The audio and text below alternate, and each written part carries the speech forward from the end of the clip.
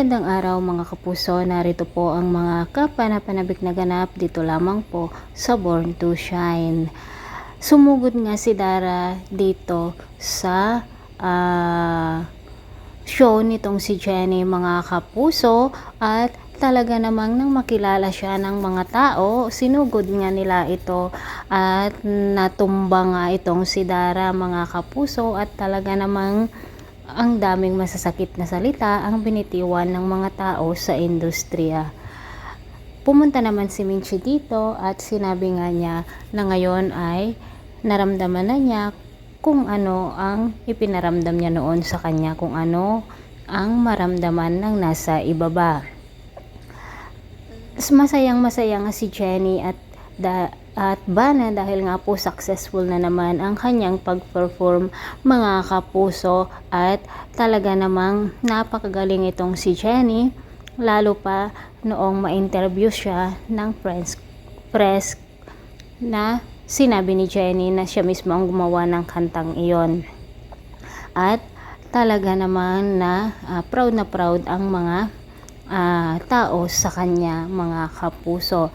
Samantala mga kapuso, in-announce na nga ni Monica na mawawala na nga ang Yumi dahil nga wala na ring tumatanggap dito sa tatlo, at lahat nga ng mga sponsor ay nag-back out na.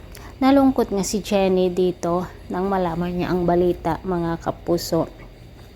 Sinabi nga ni Bana sa kanya na wag na muna niyang isipin ang kanyang mga kaibigan, bagkos ang isipin muna niya ay ang kanyang karir ngayon. Tuwang-tuwa nga si Bana dahil number 1 na ngayon si Jenny dito sa top list ng mga P-pop girl mga kapuso. Samantala, ito namang si Megan ay talagang nainggit siya dito kay Jenny dahil nga binigyan ni Amelia si Jenny ng okasyon pagkatapos ng kanyang show, at talaga namang napakagarbo ito dahil masasarap na pagkain ang ipinahanda nitong si Amelia. Nang umalis na nga ang Yumi dito sa Yumi House, pumunta naman si Megan at sinabi nga niya na totoo ang sinabi niya na kapag mawala na siya ay mabubuwag na ang Yumi. Sinabi naman ng mga Yumites na sina Nancy, Yuna at Althea na ang ipinagmamalaki na niyang ina ngayon ay sinusuka na ng industriya. Natameme nga si Megan dito mga kapuso. Tumawag naman si Amelia dito kay Monica at nagmakaawa siya na tanggapin nila ulit itong si Megan. Wala namang magawa si Monica dahil nga malaki ang naitulong ni Amelia dito sa Astra M, kung kaya tinanggap nila muli ito bilang solo artist.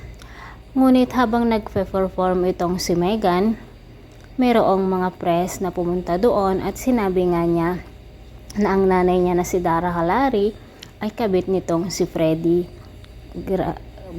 Grande, at baka siya nga ang ama nito.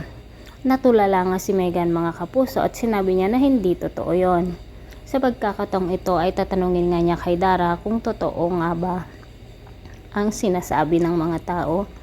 Mga kapuso, pakaabangan po natin ang bawat episode dahil malalaman na natin kung ano nga ba ang tunay na pagkatao ni Megan, kung halari nga ba siya o si Freddy nga ang kanyang ama. Maraming salamat sa walang sawang pagsubaybay. God bless.